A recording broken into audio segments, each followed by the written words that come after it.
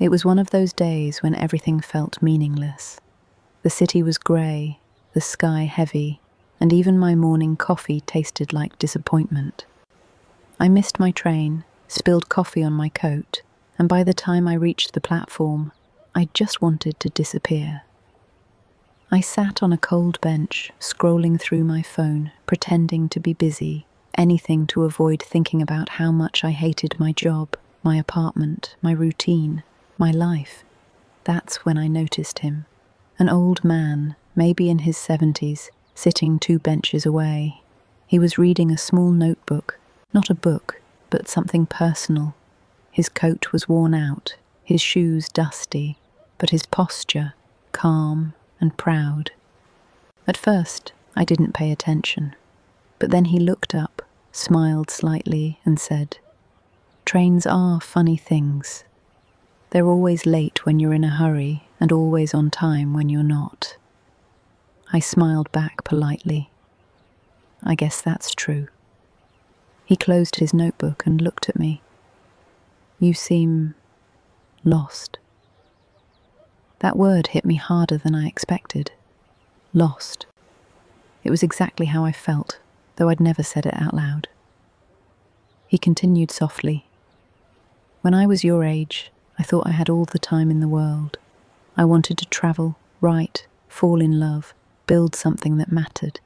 But instead, I got caught up in surviving." I frowned. "You sound like you regret it." He nodded. "I do. You see, regret doesn't come from what we did. It comes from what we never tried to do." For a few moments, I didn't know what to say. The platform was empty except for us. The sound of distant trains echoed like reminders of everything passing by too fast.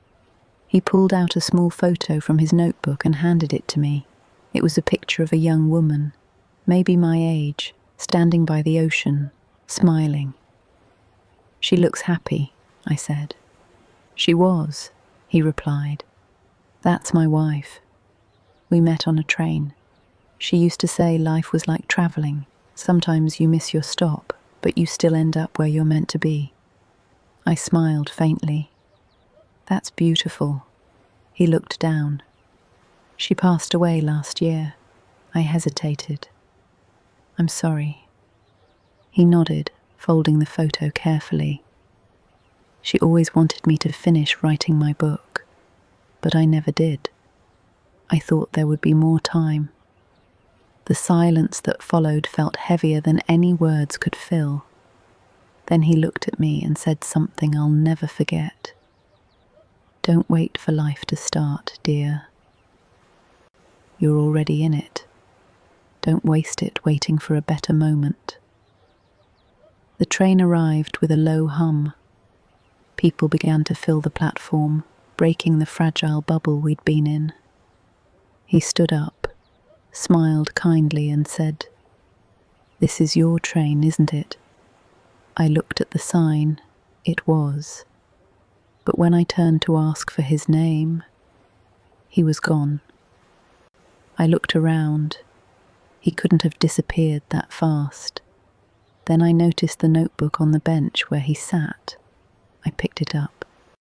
Inside were pages of half-written stories, quotes, reflections, and one page that caught my eye. It read, "If someone finds this, know that every day is a chance to begin again. The world is waiting for you to show up." At the bottom, a name, Ethan Rowe. Something about that name seemed familiar. When I got on the train, I searched it online. The first result made my heart race. Ethan Rowe, author, journalist, and war correspondent, deceased 2 years ago. My hands trembled. I looked again at the notebook. The ink was faded, the pages old, but I had just spoken to him. For a long moment, I didn't know what to believe. Maybe I imagined it. Maybe grief can take any form. But when I got home that night, I opened my laptop and started writing. For the first time in years, the words flowed easily. not perfect, not polished, but alive. And when I typed the last sentence, I realized I wasn't lost anymore. Sometimes the people who change our lives aren't here to stay. They just show up long enough to remind us who we are.